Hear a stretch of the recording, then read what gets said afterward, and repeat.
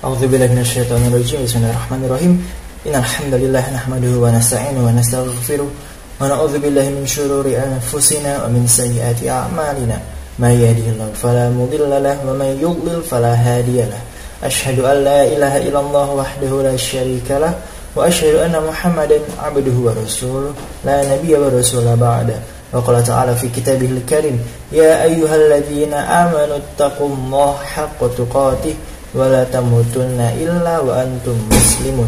Wa qala ya ayyuhan nasu taqu rabbakumul ladzi khalaqakum min nafsin wahidah wa khalaqa minha zawjaha wa batha minhuma rijalan katsiran wa nisaa'a wattaqullaha alladzi tasaaluna bihi wal arham innallaha kana 'alaikum raqiba.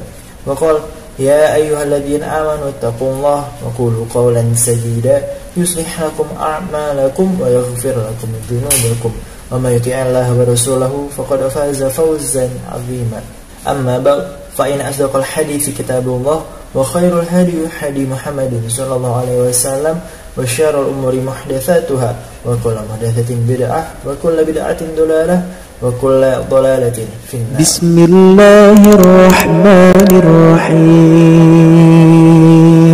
Bismillahirrahmanirrahim. Assalamualaikum warahmatullahi wabarakatuh. Kembali lagi dengan saya Mizan Prasefa di episode ketiga dalam tips menghafal Al-Quran. Insyaallah di episode kali ini akan membahas tentang ikhlas, yang tentunya ikhlas dibutuhkan dalam setiap amal, terutama dalam menghafalkan Al-Quran. Karena banyak sekali orang menghafalkan Al-Quran dengan niat tidak untuk mencari ridho Allah. Kemudian dalam sebuah artikel di rumahisya.com yang ditulis oleh Ustadz Abduh Tuaisikal, Allah akan senantiasa menolong kaum muslimin karena keikhlasan sebagian orang dari umat ini. Nabi sallallahu alaihi wasallam bersabda, "Innama yansurullahu hadhil ummah bi dha'ifiha bi da'watihim wa salatihim wa ikhlasihim." Allah akan menolong umat ini karena sebab orang miskin, karena doa orang miskin tersebut, karena salat mereka, dan karena keikhlasan mereka dalam beramal. Hadis riwayat An-Nasa'i nomor 3178. Kemudian ikhlas adalah salah satu syarat diterimanya suatu amal, seperti dalam hadis yang sudah sangat masyhur di kalangan kaum muslimin, innamal a'malu binniyat. Tanpa ikhlas amalan akan jadi sia-sia. Ibnul Qayyim dalam Al-Fawaid memberikan nasihat yang sangat indah tentang ikhlas. Amalan yang dilakukan tanpa disertai ikhlas dan tanpa mengikuti tuntunan Nabi sallallahu alaihi wasallam bagaikan seorang musafir yang membawa bekal berisi pasir. Bekal tersebut hanya memberatkan namun tidak membawa manfaat apa-apa. Musafir itu adalah orang yang sedang berpergian jauh. Umumnya mereka akan membawa seperti pakaian, makanan, minuman, uang, dan sebagainya. Namun bila seseorang beramal tanpa ikhlas dan tanpa mengikuti contoh dari Nabi Muhammad sallallahu alaihi wasallam, maka ia seperti seorang musafir yang membawa pasir. Jadi pasirnya dibawa dan dia jalan jauh, memberatkan, tapi tidak ada manfaatnya di situ. Kemudian perintah untuk ikhlas. Setiap amalan sangat tergantung pada niatnya. Rasulullah sallallahu alaihi wasallam bersabda, "Innamal a'malu binniyat wa innamal likulli imri'in ma nawa." Sesungguhnya amal itu tergantung dari niatnya, dan setiap orang akan memperoleh apa yang dia niatkan. Hadis riwayat Bukhari nomor 1 dan Muslim dari Umar bin Khattab radhiyallahu anhu. Dan hadis ini juga berada di nomor 1 dalam kitab Arba'in An-Nawawi. Dan niat itu sangat tergantung dengan keikhlasan kepada Allah Subhanahu wa taala. Berdasarkan firman Allah Subhanahu wa taala, "Wa ma umiru illa liya'budullaha mukhlishina lahuddin hunafa'a wa yuqimus shalah wa yu'tuz zakah wa dzalika dinul qayyimah." Padahal mereka tidak disuruh kecuali supaya menyembah Allah dengan memurnikan ketaatan kepadanya dalam menjalankan agama dengan lurus, dan supaya mereka mendirikan salat dan menunaikan zakat, dan yang demikian itulah agama yang lurus. Allah pun mengetahui segala sesuatu, termasuk yang ada di dalam isi hati kita. Apakah kita ikhlas atau untuk mengejar dunia atau pujian orang lain?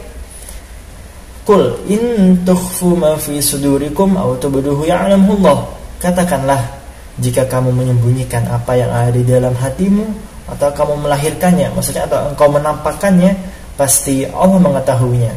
surat Ali Imran ayat 29.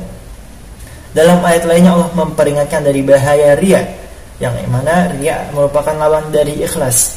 Dalam firman-Nya, la in asyrakta la yahbatanna 'amaluk.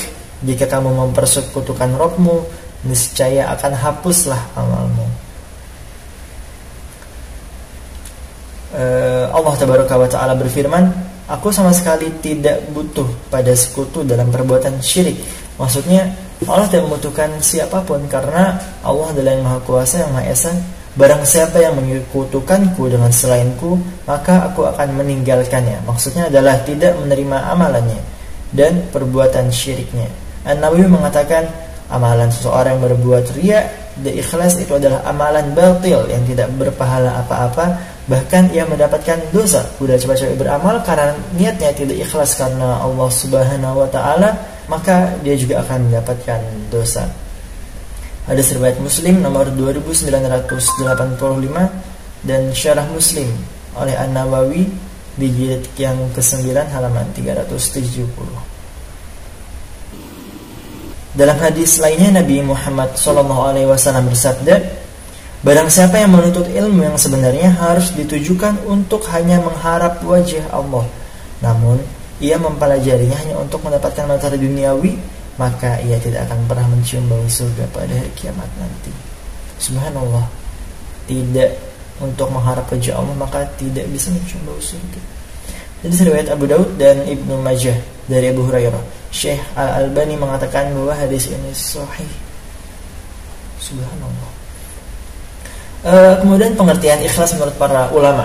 Karena kita sudah tahu bagaimana urgensi ikhlas, bagaimana kepentingan ikhlas dalam setiap amalan kita. Namun beberapa orang masih bingung dan mendefinisikan apa itu ikhlas, dan sebagian orang bahkan salah mempersepsikan apa itu ikhlas. Para ulama menjelaskan ikhlas dengan beberapa pengertian, namun sebenarnya hakikatnya sama. Berikut perkataan-perkataan para ulama tersebut yang dirangkum di rumaisyaw.com. Abul Qasim Al-Qushairi mengatakan, ikhlas adalah menjadikan niat hanya untuk Allah dalam melakukan amalan ketaatan. Jadi amalan ketaatan tersebut dilakukan dalam rangka mendekatkan diri pada Allah, sehingga yang dilakukan bukanlah ingin mendapatkan perlakuan baik dan pujian dari makhluk, atau yang dilakukan bukanlah di luar mendekatkan diri pada Allah.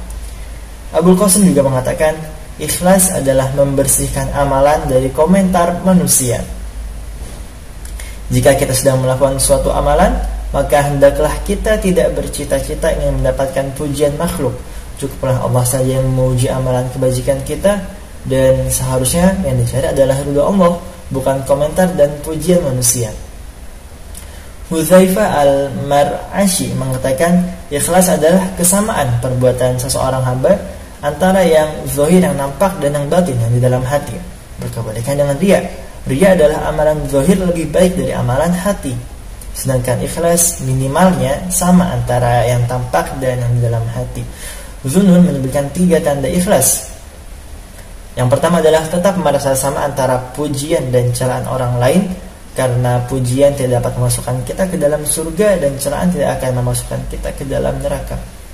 Yang kedua, melupakan amalan kebaikan yang dulu pernah kita perbuat. Jangan sampai kita ingat-ingat terus kebaikan yang pernah kita lakukan, karena itu akan mengurangi keikhlasan dalam diri kita. Yang ketiga adalah mengharap balasan dari amalan di akhirat. Ini adalah tanda ikhlas, bukan di dunia. Tidak seperti sebagian orang. Ada sebagian orang mengatakan bahwa ikhlas itu tidak boleh mengharapkan pahala dari Allah, tidak boleh mengharapkan surga, dan tidak boleh takut dari neraka. Maka ini adalah perkataan yang sangat batil, karena dalam banyak ayat di Al-Quran dan hadis bahwa Allah Subhanahu Wa Taala dan Nabi Muhammad SAW menyampaikan ada banyak kenikmatan surga dan azab dari neraka. Bahkan Nabi Muhammad SAW bersabda, bila kalian ingin meminta surga, maka mintalah surga Firdausil A'la. Jangan minta surga yang setengah-setengah. Ini artinya kita boleh meminta surga, kita boleh beramal untuk mengharapkan surga dan takut dari neraka. Jadi ikhlas adalah beramal baik dengan mengharapkan balasan dari Allah di akhirat, bukan di dunia. Al-Fudail bin Iyad mengatakan, meninggalkan amalan karena manusia adalah riya. Beramal karena manusia termasuk kesyirikan. Sedangkan ikhlas adalah engkau terselamatkan dari 2 hal tadi. Maksudnya adalah Misalkan kita ingin bersedekah, kemudian banyak orang yang lihat, akhirnya kita nggak jadi sedekah, itu termasuk riya. Dan ketika kita itu bersedekah di hadapan banyak orang dengan niatan agar dianggap baik, agar ini dan itu, maka ini termasuk kesyirikan. Ada 4 definisi dari ikhlas yang bisa kita simpulkan dari beberapa perkataan ulama di atas. Yang pertama adalah meniatkan suatu amalan hanya untuk Allah. Yang kedua, tidak mengharap-harap pujian manusia dalam beramal. Yang ketiga, kesamaan antara suatu yang tampak dan yang tersembunyi. Yang keempat, mengharapkan balasan dari amalannya di akhirat, bukan di surga. Penulis Ustadz Muhammad Abdul Tuwaisikal, artikel romaisho.com. Kemudian akan dikutip dari buku 10 Jurus Nasihat Hafal Al-Quran yang ditulis oleh Umar Al-Faruq LC Al-Hafidh di halaman yang ke-21. Ikhlaskan hati. Ketika Allah Subhanahu wa taala cinta, itu berarti benar-benar cinta. Ketika bilang ridho, itu berarti dia benar-benar ridho. Maka masihkah kita mencari sanjungan dan pujian-pujian palsu, kepura-puraan dan basa-basi dari orang lain, setelah Allah Subhanahu wa taala sendiri yang meridhoi, mencintai dan memuji serta memberikan keutamaan kepada penghafal Al-Qur'an? Allah Subhanahu wa taala juga bahkan mengangkat mereka sebagai keluarganya di dunia dan menjadikan pemuliaan ahli Quran menjadi salah satu cara memuliakan zatnya. Maksudnya kita sudah mendapatkan sesuatu yang lebih indah dari dunia dan isinya. Kenapa kita malah mengharapkan dunia itu sendiri? Bila kita sudah menghafalkan Al-Quran, bila kita sudah berusaha untuk mempelajari Al-Quran. Contoh gampangnya adalah seperti ini. Bila kita mempunyai uang 50 juta, apakah mungkin kita akan membuang 50 juta tersebut dan kita ganti dengan yang 10 ribu? Maka ini adalah hal yang sangat mustahil. Begitu juga dengan dalam menghafal Al-Quran, maka niatkanlah semuanya karena Allah, bukan untuk pujian manusia, bukan untuk dikenal agar orang menjadi orang yang baik, bukan agar disanjung-sanjung oleh manusia, bukan untuk mengharapkan balasan dunia, untuk mengharapkan hadiah ini dan itu, tapi untuk Allah Subhanahu wa taala, untuk mengharapkan surganya dan untuk dihindarkan dari nerakanya. Maka alangkah merugi bila menghafal Al-Quran hanya untuk kepentingan etalase dan koleksi, hanya untuk dipamerkan kepada orang lain agar kita tampak keren dan hebat. Terus kalau sudah kelihatan keren dan hebat, namanya kenapa? Sungguh rugi kalau niatnya hanya untuk nama dan pujian seperti itu. Tidak sebanding dengan kemuliaan Al-Quran dan nilai waktu yang kita gunakan untuk menghafal. Karena udah menghafal Al-Quran itu capek, ya jangan kita tujukan untuk hal yang tidak benar juga. Al-Quran yang seharusnya bisa memberikan surga, kini malah kita tukar dengan bayaran duniawi yang sangat murah. Bahkan bisa jadi mendapatkan dosa karena mengharapkan sesuatu, mengharapkan pujian dari manusia. Hafal Al-Quran kok nggak kaya-kaya? Emang demikian halnya, sebab menghafal Al-Quran memang bukan untuk mencari kekayaan. Hafal Al-Quran adalah untuk meningkatkan kualitas penghambaan kita kepada Allah Subhanahu wa taala, bukan untuk mencari harta dan pengumpulan kekayaan.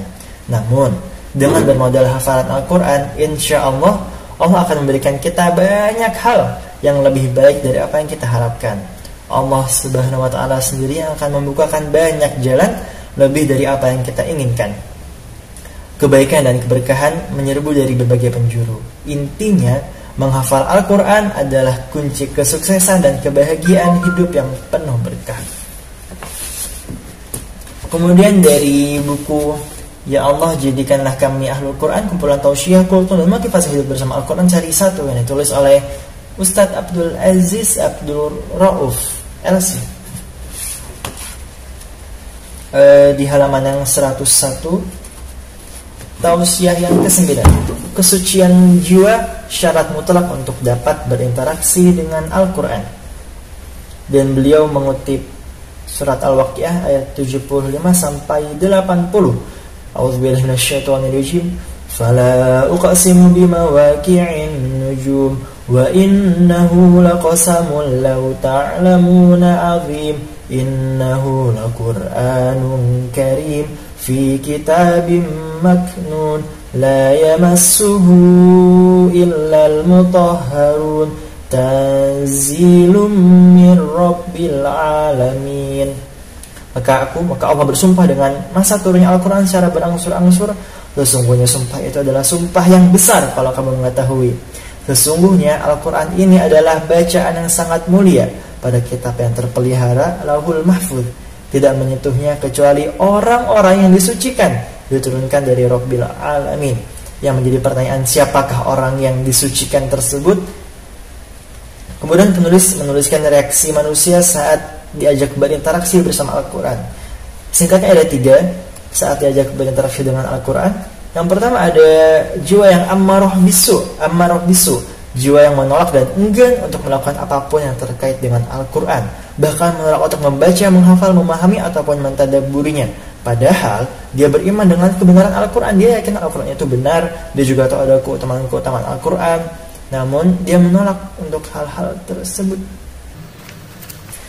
Kemudian yang kedua adalah jiwa yang lawamah, jiwa yang sudah mendekati kondisi yang baik, keimanannya kepada Al-Quran dan hari akhirat, tapi belum sepenuhnya tertarik kepada Al-Quran, namun dia masih mau berjuang, masih mau bermujahadah untuk berinteraksi dengan Al-Quran. Kemudian jiwa yang ketiga adalah jiwa yang mutmainnah, jiwa yang selalu tersambung dengan Allah Subhanahu wa taala, jiwa yang selalu merindukan Al-Quran. Sejak memegang Al-Quran sudah merasakan nikmatnya akan bersama Al-Quran. Apalagi setelah dimulai dengan ta'awudz dan basmalah, semakin terasa nikmatnya Al-Quran. Kemudian dalam artikel muslim.org.id yang ditulis oleh Ustadz Boris Tanesia yang berjudul "Inginkah Anda menjadi orang yang ikhlas?", seorang ulama yang bernama Sufyan Ats-Tsauri pernah berkata, "Sesuatu yang paling sulit bagiku untuk aku luruskan adalah niatku, karena begitu seringnya ia berubah-ubah. Niat yang baik atau keikhlasan merupakan sebuah perkara yang sulit untuk dilakukan. Hal ini dikarenakan sering berbolak-baliknya hati kita. Terkadang ia ikhlas, di lain waktu tidak. Padahal sebagaimana yang kita ketahui bersama, ikhlas merupakan suatu hal yang harus ada dalam setiap amal. Amal kebaikan yang tidak terdapat keikhlasan di dalamnya hanya akan menghasilkan kesia-siaan belaka." Bahkan bukan hanya itu, ingatkah kita akan sebuah hadis Rasulullah SAW yang menyatakan bahwa 3 orang yang akan masuk neraka terlebih dahulu adalah orang-orang yang beramal kebaikan namun bukan karena Allah. Ya, sebuah amal yang tidak dilakukan ikhlas karena Allah bukan hanya tidak dibalas apa-apa, bahkan Allah akan mengazab orang tersebut. Karena sesungguhnya amalan yang dilakukan bukan karena Allah, termasuk perbuatan kesyirikan yang tak terampuni dosanya kecuali jika ia bertaubat. Ibnu Rajab dalam kitabnya Jami'ul Ulum wal Hikam menyatakan amalan riya yang murni jarang timbul pada amal-amal wajib seorang mukmin seperti sholat dan puasa. Ya, dan sepertinya kita juga jarang ya bakal merasa riya kalau kita udah sholat wajibkan 5 waktu dan puasa Ramadan. Agak aneh kalau ada orang yang mungkin riya pada amalan tersebut. Namun terkadang riya muncul pada seperti zakat, haji dan amal-amal lainnya yang tampak di mata manusia, atau pada amalan yang memberikan manfaat bagi orang lain, semisal berdakwah, membantu orang lain dan sebagainya, maka potensi riya lebih besar untuk muncul di situ. Keikhlasan dalam amalan-amalan semacam ini sangatlah berat. Amalan yang tidak ikhlas akan sia-sia dan pelakunya berhak untuk mendapat kemurkaan dan hukuman dari Allah. Kemudian muncul sebuah pertanyaan, bagaimana caranya agar kita ikhlas? Setan akan senantiasa menggoda dan merusak amal-amal kebaikan yang dilakukan oleh seorang hamba. Seorang hamba akan terus berusaha untuk melawan iblis dan bala tentaranya hingga ia bertemu dengan Tuhannya, yaitu Allah Subhanahu wa taala, dalam keadaan iman dan mengikhlaskan seluruh amal perbuatannya. Oleh karena itu sangat penting bagi kita untuk mengetahui hal-hal apa saja yang dapat membantu kita agar dapat mengikhlaskan seluruh amal perbuatan kita pada Allah semata. Dan di antara hal-hal tersebut adalah, di antaranya adalah banyak berdoa. Dari Nabi Muhammad SAW sering berdoa, Allahumma inni a'udzubika an usyrika bika wa ana a'lam wa astaghfiruka lima la a'lam. Ya Allah, aku memohon perlindungan kepadamu dari perbuatan menyekutukanmu sementara aku mengetahuinya, dan aku pun memohon ampun kepada perbuatan syirik yang tidak aku ketahui. Hadis sahih riwayat Ahmad. Nabi Muhammad SAW sering memanjatkan doa agar terhindar dari kesyirikan, padahal beliau adalah orang yang paling jauh dari kesyirikan. Inilah dia Umar bin Khattab radhiyallahu anhu, seorang sahabat besar dan utama, sahabat terbaik setelah Abu Bakar radhiyallahu anhu. Di antara doa yang sering beliau panjatkan adalah, Ya Allah, jadikanlah seluruh amalanku amal yang soleh, Jadikanlah seluruh amalanku hanya karena ikhlas mengharap wajahmu, dan jangan jadikan sedikit pun dari amalanku tersebut karena orang lain. Kemudian diantara usaha yang dapat kita lakukan agar kita dapat ikhlas adalah menyembunyikan amal kebaikan. Tentunya ini adalah amal kebaikan sunnah, bukan yang wajib. Kalau sholat wajib, sholat 5 waktu, puasa Ramadan dan zakat, maka harus kita tunjukkan agar menunjukkan bahwa kita adalah seorang muslim. Sedangkan amalan sunnah maka sebaiknya disembunyikan. Karena seseorang yang dia betul-betul jujur dalam keikhlasannya, ia sangat mencintai untuk menyembunyikan kebaikannya, sebagaimana ia menyembunyikan kejelekannya. Maka dari itu, hai saudaraku, marilah kita berusaha untuk membiasakan diri menyembunyikan kebaikan-kebaikan kita, karena ketahuilah hal tersebut lebih dekat dengan keikhlasan. Namun bukan berarti bila ada orang lain yang men-share atau memberitahu kebaikannya, memberitahu amal solehnya, kita cap dia tidak ikhlas, dia riya, maka hal ini juga termasuk hal yang salah. Karena sesungguhnya orang lain lebih mengetahui tentang dirinya, dan Allah lebih mengetahui tentang hatinya kembali orang tersebut. Sehingga kita tidak boleh mencap orang lain itu ikhlas ataupun riya. Sedangkan yang kita sampaikan saat ini adalah sebagai renungan untuk diri kita sendiri. Kemudian yang berikutnya adalah memandang rendah amal kebaikan. Maksudnya adalah mendorong kita agar amal perbuatan kita tersebut lebih ikhlas. Di antara bencana yang dialami seorang hamba adalah ketika ia merasa ridho dengan amal kebaikan yang dilakukannya, di mana hal ini dapat menyeretnya ke dalam perbuatan ujub atau berbangga diri yang menyebabkan rusaknya keikhlasan. Sa'id bin Jubair berkata, ada orang yang masuk surga karena perbuatan maksiat, dan ada orang yang masuk neraka karena amal kebaikannya. Ditanyakan kepadanya, bagaimana hal itu bisa terjadi? Beliau menjawab, seseorang melakukan perbuatan maksiat, ia pun senantiasa takut terhadap azab Allah akibat perbuatan maksiat tersebut. Maka ia pun bertemu Allah, dan Allah pun mengampuni dosanya karena rasa takutnya itu. Tapi bukan berarti maksiat takut. Maksudnya adalah dia maksiat sekali dan dia sangat takut kepada azab Allah Subhanahu wa taala, kemudian dia bertaubat, bukan yang masih bergelimang dalam maksiatnya. Sedangkan ada seorang yang dia beramal kebaikan, ia pun senantiasa bangga terhadap amalnya tersebut. Maka ia pun bertemu Allah dalam keadaan demikian, maka Allah pun memasukkannya ke dalam neraka. Namun bukan berarti kita tidak beramal solih. Yang jadi poin di sini adalah untuk ikhlasnya. Jadi tetaplah beramal solih dan berusaha untuk menjaga keikhlasan.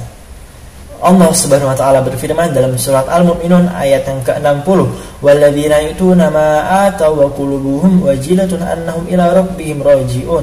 Dan orang-orang yang memberikan apa yang telah mereka berikan, maksudnya bersedekah, dengan hati yang takut, karena mereka tahu bahwa sesungguhnya mereka akan kembali kepada Tuhan mereka. Kemudian dalam tafsir Ibnu Katsir dijelaskan, pada ayat ini Allah menjelaskan bahwa di antara sifat-sifat orang mukmin adalah mereka yang memberikan sesuatu pemberian, namun mereka takut akan tidak diterimanya amal perbuatan mereka tersebut.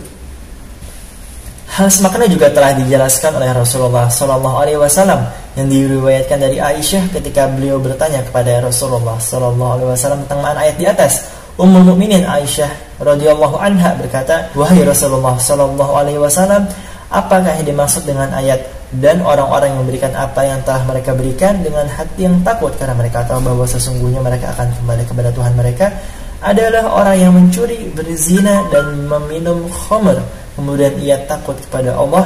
Maka Rasulullah sallallahu alaihi wasallam pun menjawab, tidak wahai putri Abu Bakar As-Siddiq, yang dimaksud dengan ayat itu adalah mereka yang sholat, puasa, bersedekah, namun mereka takut tidak diterima oleh Allah. Hadis riwayat Tirmidzi dengan sanad yang sahih. Kemudian tidak terpengaruh oleh perkataan manusia. Pujian dan perkataan orang lain terhadap seseorang merupakan suatu hal yang umumnya disenangi oleh manusia, karena manusia pasti senang dengan pujian. Siapa yang tidak senang dengan pujian? Mungkin tidak semua orang suka dengan popularitas, namun semua orang pasti suka dengan pujian. Bahkan Rasulullah SAW pernah menyatakan ketika ditanya tentang seseorang yang beramal kebaikan, kemudian ia dipuji oleh manusia karenanya. Jadi dia itu beramal untuk Allah, dia beramal ikhlas untuk mengharapkan surga, mengharapkan wajah Allah agar terhindar dari siksa neraka. Namun tiba-tiba ada orang yang memuji dia, maka katanya Rasulullah SAW, itu adalah kabar gembira yang disegerakan bagi seorang mukmin. Hadis riwayat Muslim. Menyadari bahwa manusia bukanlah pemilik surga dan neraka, Sesungguhnya apabila seorang hamba menyadari bahwa orang-orang yang ia jadikan tujuan amalnya itu, maksudnya bila ada seseorang beramal baik agar dipuji-puji oleh orang lain, agar namanya terangkat, agar mendapatkan harta dari orang lain, ataupun mungkin mendapatkan kedudukan yang baik karena orang lain, padahal orang tersebut dan dirinya akan sama-sama dihisab oleh Allah, sama-sama akan berdiri di padang mahsyar dalam keadaan takut dan telanjang, sama-sama akan menunggu keputusan untuk dimasukkan ke dalam surga atau neraka, maka ia pasti tidak akan meniatkan amal perbuatan itu untuk mereka, karena tidak satupun dari mereka yang dapat menolong dia untuk masuk surga ataupun menyelamatkan dari neraka.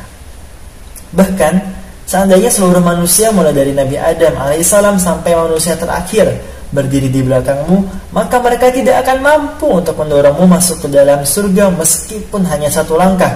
Maka mengapa kita harus bersusah payah dan bercapek-capek melakukan amalan hanya untuk manusia? Ibnu Rajab dalam kitabnya Jami'ul Ulum wal Hikam berkata, barang siapa yang berpuasa, sholat, berzikir kepada Allah, dan dia maksudkan dengan amalan-amalan tersebut untuk mendapatkan dunia, maka tidak ada kebaikan dalam amalan-amalan tersebut sama sekali. Amalan tersebut tidak bermanfaat baginya, bahkan hanya akan menyebabkan ia berdosa. Yaitu amalan-amalan tersebut tidak bermanfaat baginya, lebih-lebih bagi orang lain. Namun bukan berarti ini membuat kita untuk berhenti dalam beramal. Ini adalah motivasi agar kita untuk terus-menerus berusaha untuk mengikhlaskan hati kita. Kemudian ada kalimat yang baik dan sangat bagus di sini. Ingin dicintai namun dibenci. Saudaraku, sesungguhnya seseorang yang melakukan amalan karena ingin dipuji oleh manusia tidak akan mendapatkan pujian tersebut dari mereka. Bahkan sebaliknya, manusia akan mencelanya, mereka akan membencinya. Rasulullah SAW bersabda, barang siapa yang memperlihat-lihatkan amalannya, maka Allah akan menampakkan amalan-amalannya. Hadis riwayat Muslim. Akan tetapi apabila seseorang melakukan amalan ikhlas karena Allah, maka Allah dan para makhluknya akan mencintainya, sebagaimana firman Allah Ta'ala, innal ladzina amanu wa 'amilus shalihat sayaj'alu lahumur rahman wudda, dalam surat Maryam ayat ke-96. Sesungguhnya orang-orang yang beriman dan beramal solih, kelak Allah yang Maha Pemurah akan menanamkan dalam hati mereka rasa kasih sayang. Kemudian dalam tafsir Ibnu Katsir dijelaskan bahwa pada ayat ini Allah menjelaskan bahwa Dia akan menanamkan dalam hati hamba-hambanya yang soleh kecintaan terhadap orang-orang yang melakukan amal-amal soleh, yaitu amalan-amalan yang dilakukan ikhlas karena Allah Subhanahu Wa Taala. Maksudnya begini, bila seseorang beramal, walaupun amalnya sebaik apapun, bila dalam hatinya adalah untuk mendapatkan pujian dari manusia, dia tidak ikhlas untuk itu, maka Allah akan menampakkan hal tersebut di hadapan manusia. Walaupun ingat, kita tidak boleh menjudge-nya, mungkin ya itu hanya kesalahan dalam diri kita aja memandang orang tersebut seperti itu, karena kita harus selalu berhusnuzon terhadap perkara orang lain, sedangkan ini adalah untuk diri kita sendiri. Adapun mereka yang melakukan amalnya karena ikhlas, maka dia akan saling menyayangi satu sama lainnya.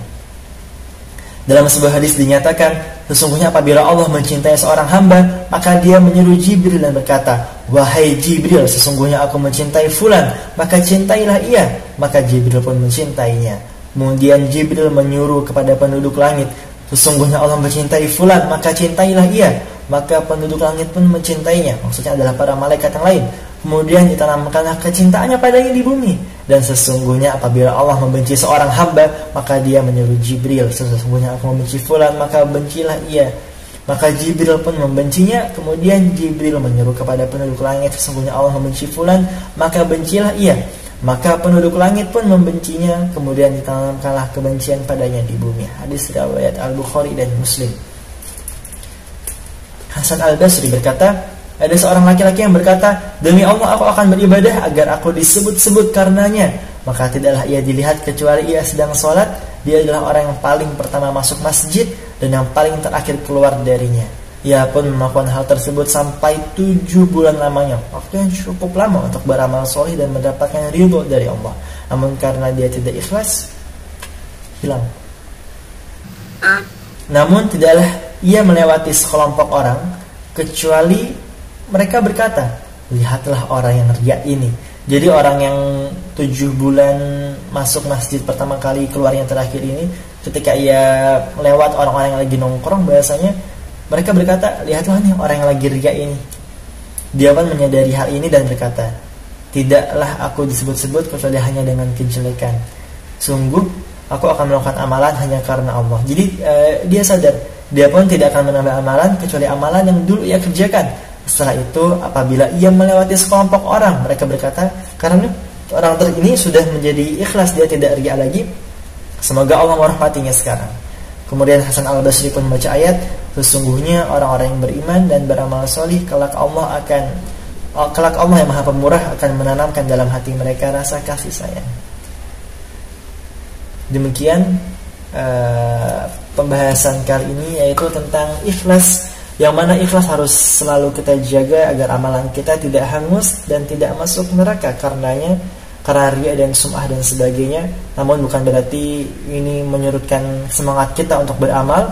Dan ingat, ikhlas bukan berarti hanya mengharap ridha Allah, tidak boleh mengharap surga. Ini adalah pernyataan yang sangat batil dan sangat menyesatkan di antara kaum muslimin di sekarang.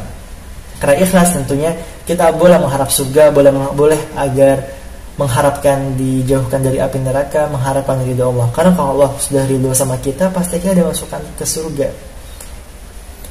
Baik, cukup sekian. Terima kasih. Mohon maaf kalau mungkin ngomongnya agak cepetan, mungkin langsung tulis di kolom komentar aja mungkin kalau ada saran dan masukan. Terima kasih. Assalamualaikum warahmatullahi wabarakatuh. Halo. Subscribe. Okay, thank you. Jazakallah khairan.